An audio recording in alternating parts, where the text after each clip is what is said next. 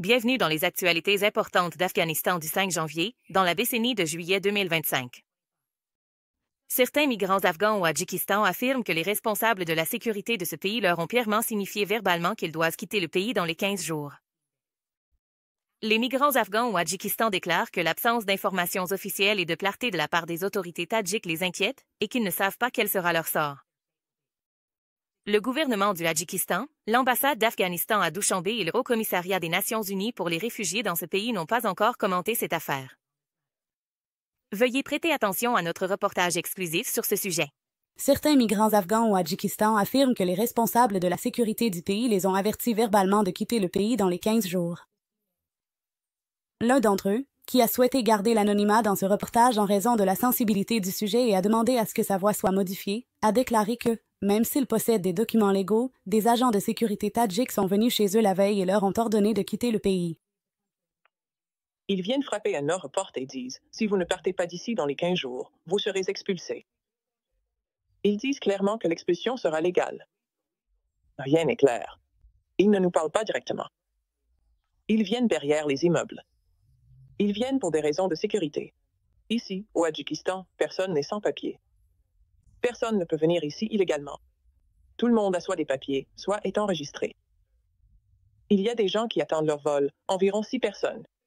Une photo d'un migrant afghan qui, il y a 2 mois, a été relocalisé au Canada après 4 ans passés au Tadjikistan, a indiqué que les membres de sa famille sont toujours au Tadjikistan et attendent que leur dossier d'immigration soit traité. Mais selon lui, les hommes de la famille, même s'ils avaient des papiers en règle, ont été expulsés vers l'Afghanistan. Il a ajouté: Les hommes de la famille ont été expulsés, tandis que les enfants, les femmes et nos aînés aux cheveux et à la barbe blanche sont toujours laissés derrière au Tadjikistan. Mais les hommes relativement plus jeunes ont été emmenés sans aucune raison ni explication, même s'ils avaient des papiers en règle et n'avaient rien fait de mal. Le fait qu'ils ramassent des gens dans les rues et les ruelles sans aucune raison, les jettent dans des véhicules et les emmènent à la frontière, sans même leur permettre d'appeler leur famille pour les prévenir qu'ils sont emmenés, est vraiment alarmant. C'est une situation absolument terrifiante. S'il vous plaît, faites quelque chose à ce sujet. Le gouvernement du Tadjikistan, l'ambassade d'Afghanistan à Dushanbe et le Haut-Commissariat des Nations Unies pour les réfugiés dans ce pays n'ont jusqu'à présent fait aucune déclaration officielle à ce sujet. Pendant ce temps, une source officielle fiable au Tadjikistan a diffusé un message audio attribué à l'un des responsables du comité des réfugiés afghans à titre d'avertissement. Ce message, qui a également été partagé dans un groupe WhatsApp de migrants afghans, indique que le mercredi 9 juillet, les responsables de ce comité ont été convoqués par la Direction de la sécurité nationale du Tadjikistan et qu'on leur a dit qu'à partir de ce jour, tous les migrants afghans disposaient d'un délai de 15 jours pour quitter le Tadjikistan. Dans ce message, cette personne exhorte les migrants à rassembler leurs affaires au plus vite et à se préparer à partir, en précisant que dans le cas contraire, ils s'exposeront à de graves conséquences. Le ministère des Réfugiés et du Rapatriement du gouvernement taliban avait précédemment déclaré que le Tadjikistan avait expulsé 48 migrants afghans par le port de Sharkan, dans la province de Kunduz, au cours de la première semaine du mois de Jaza cette année. Dans un communiqué, le ministère a indiqué que parmi eux, 36 personnes disposaient de documents de résidence tadjiks et 12 autres possédaient des passeports et des visas légaux pour ce pays. Et la raison de cette expulsion forcée n'a pas été précisée. Le Tadjikistan est l'un des pays voisins de l'Afghanistan, et après la chute du précédent gouvernement en 2021, un grand nombre d'Afghans, dont des journalistes, des militants de la société civile et d'anciens employés du gouvernement, s'y sont réfugiés.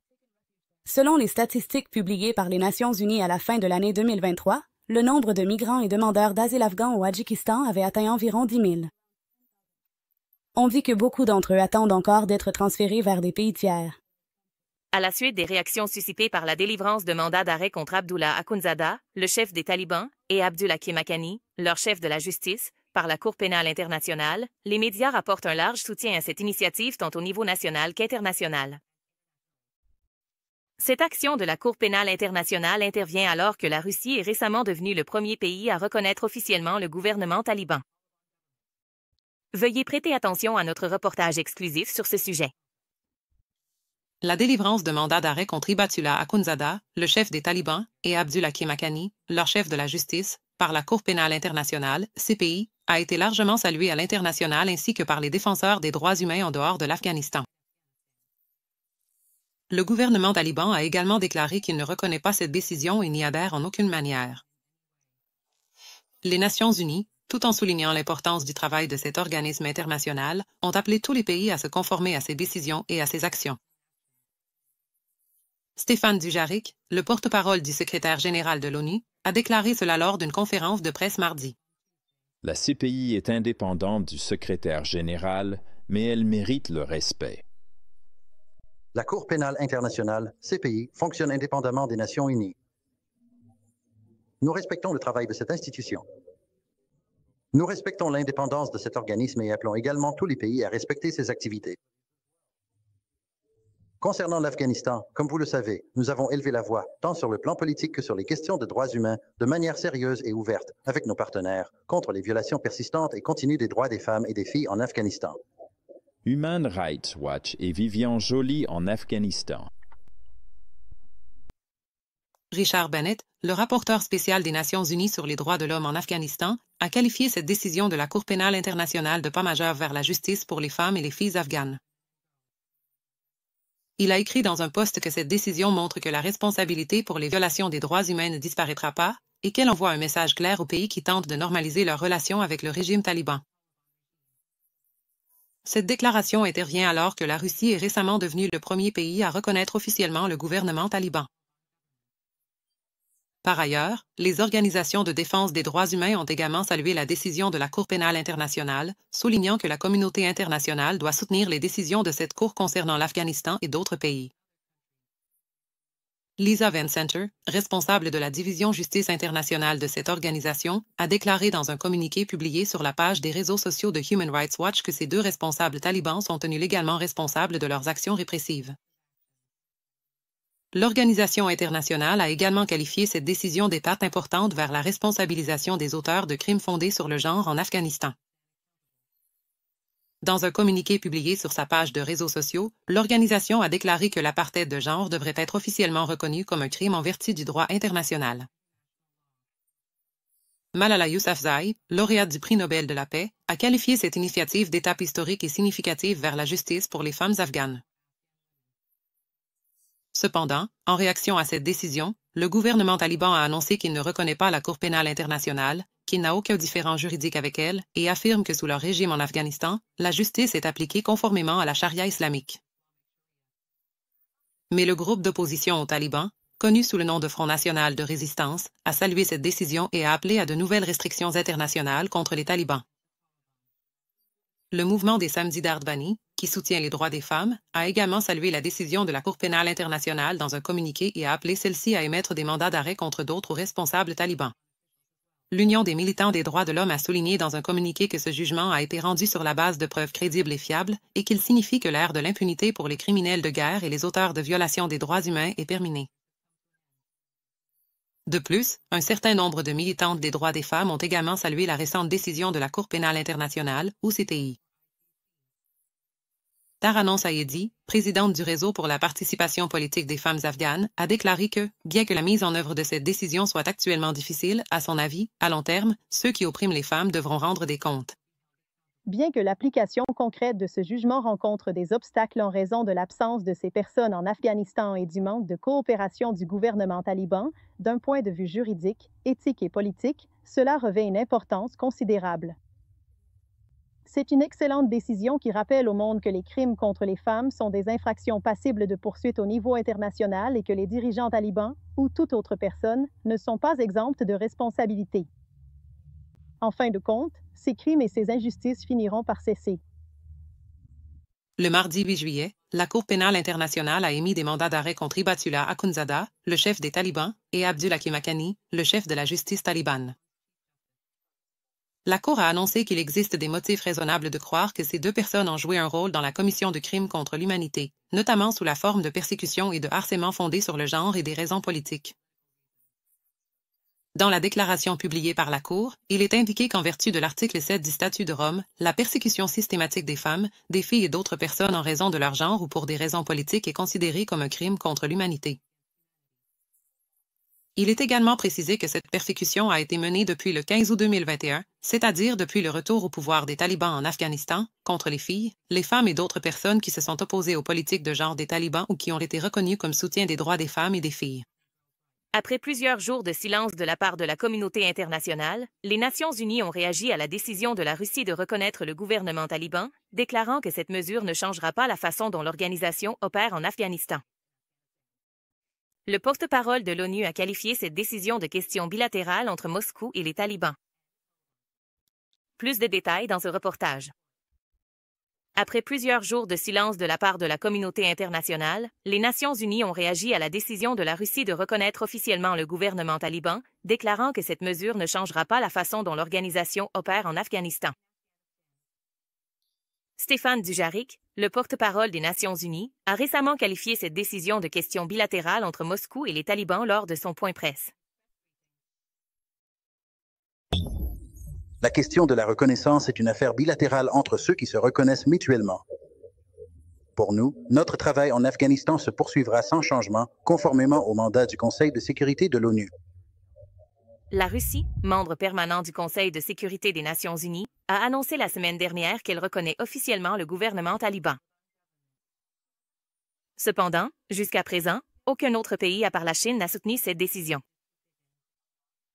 Le vendredi 4 juillet, le Pakistan a réagi avec prudence à la décision de la Russie de reconnaître le gouvernement taliban, déclarant qu'il s'agit d'une affaire entre deux gouvernements souverains. Les talibans espèrent que d'autres pays de la région seront également influencés par la Russie et reconnaîtront officiellement leur gouvernement. Cependant, les experts en relations internationales estiment que cette démarche sert davantage les intérêts politiques et sécuritaires de la Russie et de ses alliés que ceux du peuple afghan. Shakriya Barazé, une ancienne diplomate afghane, a déclaré que dans la situation actuelle, avec la montée des conflits régionaux, la décision de la Russie envoie un message de crise et de danger. Pour les talibans, mais pas pour le peuple afghan, il n'y a aucun avantage pour l'Afghanistan, mais cela profite aux talibans. Et cet avantage est précisément ce qui va confronter l'Afghanistan à une nouvelle crise. Cette crise n'apportera non seulement aucun message ou résultat positif pour l'Afghanistan, mais elle suscitera également des inquiétudes dans la région. À mon avis, même si les talibans et leurs partisans se réjouissent qu'un pays puissant les ait reconnus, cette reconnaissance vise surtout à garantir les intérêts de la Russie ainsi que ceux de ses amis et alliés. Ishaq Mir, analyste politique, estime également qu'avec cette démarche, la Russie cherche à renforcer sa position dans la politique régionale. En reconnaissant le régime taliban, la Russie essaie de montrer au monde que l'Afghanistan relève de la sphère d'influence de la politique russe. Un autre objectif de la Russie est de pouvoir utiliser les talibans comme une force de dissuasion contre les groupes qui menacent la sécurité des pays d'Asie centrale et de la Russie. Et cette reconnaissance offre à la Russie cette opportunité. Les talibans qualifient cette initiative de la Russie d'audacieuse, mais la décision a suscité de nombreuses réactions. Certains partisans des talibans ont salué cette action, mais les organisations de défense des droits humains et les critiques des politiques talibanes l'ont condamnée, la qualifiant d'alignement avec l'apartheid de genre contre les femmes afghanes et de violation flagrante des principes de justice et des droits de l'homme. Richard Bennett, le rapporteur spécial de l'ONU, a également exprimé son inquiétude face à la décision de la Russie, déclarant que les talibans ne devraient pas être reconnus officiellement tant qu'il n'y aura pas d'amélioration substantielle et vérifiable de la situation des droits humains, en particulier concernant les droits des femmes et des filles. Les États-Unis et de nombreux pays occidentaux ont également déclaré que sans amélioration des droits humains, en particulier la levée des restrictions sur le travail et l'éducation des femmes, les talibans ne pourront pas entretenir de relations normales avec la communauté internationale. C'est entre autres pour ces raisons que, près de 4 ans après le retour au pouvoir des talibans en Afghanistan, aucun pays, à l'exception de la Russie, n'a officiellement reconnu le gouvernement taliban jusqu'à présent. Rawidari, une organisation de défense des droits humains, a salué la délivrance de mandats d'arrêt contre Abdullah Kanzala, le chef des talibans, et Abdullah Makani, leur chef de la justice, en publiant un communiqué en réaction à cette décision. Mais que signifie ce mandat international et quelles en sont les conséquences? Shehzad Akbar Vizeh, le directeur adjoint des droits humains chez Rawidari, explique cette question et, à la fin, aborde le rôle de cette organisation dans la documentation des violations des droits humains en Afghanistan. Une limite est un objectif que la Cour s'est fixé et le but de cette annonce, de cette démarche, est en réalité aussi préventif, dans le sens où l'on espère qu'en rendant cette affaire publique, un avertissement soit effectivement adressé aux autres dirigeants talibans qui jouent un rôle clé dans la mise en œuvre de politiques oppressives fondées sur le genre et de la discrimination systématique et généralisée contre les femmes, afin qu'ils comprennent que leur tour viendra. En fait, ils sont entre les mains de la Cour. Et si les politiques ne changent pas, je veux dire, c'est ce qu'espérait la Cour. C'est pour cela qu'ils ont rendu ces choses publiques. Parce que dans certains cas, les mandats d'arrêt ne sont pas annoncés afin que, lorsque les personnes voyagent, elles puissent être arrêtées sans s'en rendre compte. Mais quant à savoir dans quelle mesure cela peut réellement avoir un effet dissuasif, eh bien, nous avons vu la réaction des talibans hier. Je pense que la simple annonce de la Cour, sans pression politique des pays de la région, malheureusement, pourrait ne pas avoir l'effet que nous attendons. Il faut être réaliste. Eh bien, nous avons pratiquement mené la documentation dans les pays et nous avons réalisé 2 documentations et nous avons recueilli des documents très précis, par exemple, concernant l'agence de renseignement des talibans, ce qui montre vraiment à quel point l'agence de renseignement des talibans est profondément impliquée dans des crimes comme les disparitions forcées, la torture et ce genre de crimes. Il y a des accusations très étendues contre eux et la documentation a été réalisée aussi bien par nous que par d'autres. De même, les dirigeants, les responsables d'institutions comme le ministère de l'Éducation, le ministère de l'Enseignement supérieur ont à plusieurs reprises, en fait, souligné ouvertement et explicitement la privation des femmes de leur droit à l'éducation en raison de leur genre. C'est-à-dire qu'il existe une documentation suffisante. Nous espérons qu'avec la publication de ce mandat, les talibans prendront en considération que, l'avenir d'un régime dont les figures clés font effectivement l'objet de mandats d'arrêt émis par la Cour pénale internationale, puisque ce sont des accusations criminelles et ce sont des accusations très graves et sérieuses. Ce sont des accusations de crimes contre l'humanité qui sont soulevées ici et cela a un impact significatif sur la stabilité ou l'instabilité de leur régime ainsi que sur leur perspective d'engagement, de reconnaissance internationale et de légitimité.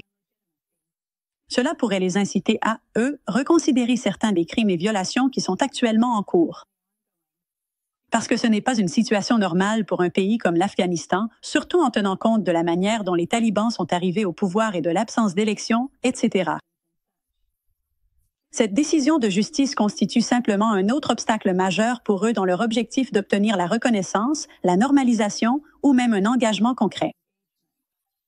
Cela complique assurément les choses et notre espoir est que, dans le scénario le plus optimiste, cela conduira au moins à une discussion interne au sein des rangs des talibans. Donc, concernant ces 2 personnes qui sont désormais effectivement devenues une responsabilité et un fardeau, puisqu'une décision de justice a été rendue, c'est-à-dire qu'un mandat d'arrêt a été émis par le tribunal, que va-t-on faire à leur sujet? Et quelles mesures allons-nous prendre à l'avenir pour éviter que d'autres d'entre nous ne soient accusés par le tribunal d'avoir commis ce crime? Fait des informations.